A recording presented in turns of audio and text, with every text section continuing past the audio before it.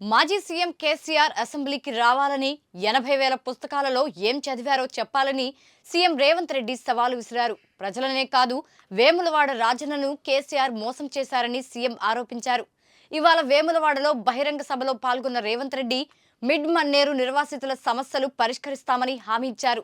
ఈ ప్రాంతంలో వాయిదా పడుతున్న సాగునీటి ప్రాజెక్టులు పూర్తి చేస్తామన్నారు. దేశానికి ప్రధాని అందించిన గడ్డ కరీంనగర్ అని, పరిపాలన ఎలా ఉంటుందో తెలంగాణ బిడ్డ పివి నరసింహారావు దేశానికి చూపించారని కొనియాడారు. తెలంగాణ ఇస్తామని సోనియా గాంధీ ఇక్కడి నుంచే ప్రకటన చేశారని గుర్తు చేశారు. కాంగ్రెస్ పార్టీ మాట ఇస్తే ఎంత దూరమైనా వెళ్తుందని స్పష్టం చేశారు. 10 సంవత్సరాలు చంద్రశేఖరరావు చేయలేని పనులన్నిటిని కూడా పడావు పెట్టిన ప్రాజెక్టులన్నిటిని కూడా తిరిగి పునః ప్రారంభించి ఈరోజు ప్రభుత్వం ముందుకెళ్తుంటే ఆయననేమో ఫామ్ హౌస్లో వండుకుంటాడు, వీళ్ళిద్దరేమో మన కాళ్ళలో కట్టబెట్టనికి తిరుగుతున్నారు. ఏలేశ్వరం పోయినా శనీశ్వరుడు వదలేదన్నట్టు ఇవాళ ఓడగొట్టి ఇంట్లో వండబెట్టిన అసెంబ్లీ ఎన్నికల్లో అధికారం పోయింది.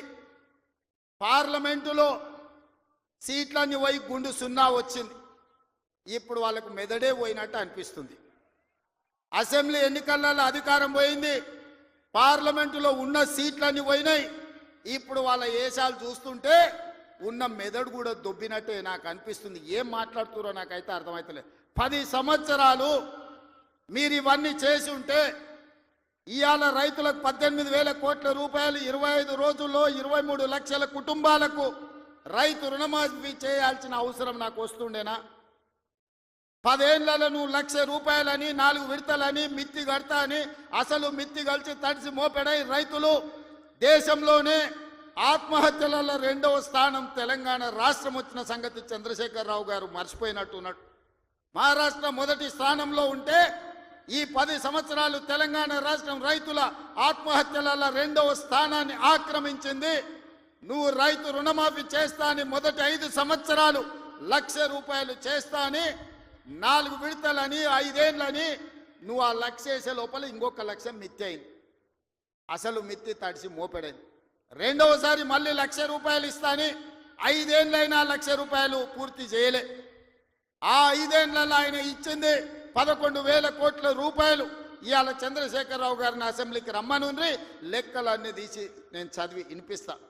5 ఏళ్ళు అధికారంలో ఉన్న నువ్వు 11,000 కోట్ల రూపాయల రైతు రుణమాఫీకి 5 ఏళ్ళు తీసుకుంటే ఇందిరమ్మ రాజ్యంలో కాంగ్రెస్ ప్రభుత్వం 25 రోజుల్లో 23 లక్షల కుటుంబాలకు దాదాపుగా 18,000 కోట్ల రూపాయల రైతు రుణమాఫీ చేసి 2 లక్షల వరకు ఉన్న రైతాంగానికి మేము రుణమాఫీ చేస్తే పెద్ద మనిషిగా అభినందించాల్సింది పోయి, ఒకవేళ మనిషి పెద్ద మనిషివైనా నీకు చిన్న బుద్ధి ఉంటే మౌనంగా నన్ను ఉంటావేమో అనుకున్నా.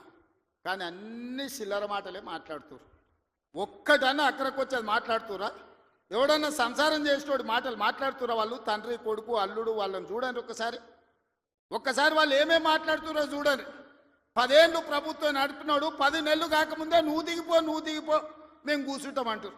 10 ఏళ్ళు కూర్చున్నారు కదా, ఏం ఎలుగబెట్టిర్రు? ఎలుగబెడితే ఏం ఎలుగబెట్టిర్రో చెప్పండి.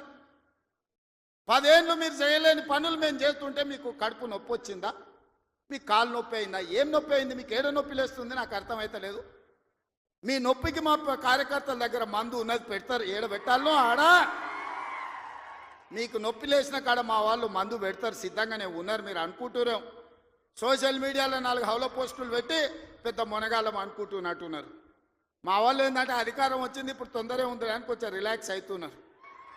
వస్తున్నాయి స్థానిక సంస్థల ఎన్నికలు, మా వాళ్ళు తయారవుతారు, అప్పుడు తెలుస్తుంది ఇద్దరికి బామార్దులకు. ఇవాళ నేను అడిగేది ఒక్కటే, 10 ఏళ్ళల్లో నువ్వు చేసిన రైతు రుణమాఫీ అంతా లెక్కలు తీద్దాం. ప్రభుత్వం నా దగ్గరనే ఉంది, వ్యవసాయ శాఖ మంత్రి ఈ వేదిక మీదనే ఉన్నారు, తుమ్మల నాగేశ్వరరావు గారు. మొదటి 5 ఏళ్లలో ఎంత విడత ఎంతమంది రైతులకు ఎంత రుణమాఫీ చేసినో లెక్కలు చెప్పుదాం. 2వ విడత 5 ఏళ్లలో మళ్ళీ అధికారంలోకి వచ్చినాక ఎంతమంది రైతులకు ఎన్ని కోట్ల రూపాయలు ఇచ్చినో లెక్క తీద్దాం. 25 రోజుల్లో మనము 2 లక్షల రూపాయల మేరకు రైతులకు చేసిన రుణమాఫీని 2014 నుంచి 2018 వరకు, 2018 నుంచి 2023 డిసెంబర్ వరకు, 2023 2023 డిసెంబర్ నుంచి 2024 డిసెంబర్ వరకు 3 సార్లు రైతు రుణమాఫీలో 2 సార్లు చంద్రశేఖరరావు చేస్తే ఒక్కసారి ఈ వేదిక మీద ఉన్న మా మిత్రులందరూ చేసిర్రు. లెక్కలు తీద్దాం, వాస్తవాలు మాట్లాడదాం. చంద్రశేఖరరావు గారు మీరు అసెంబ్లీకి రాండి.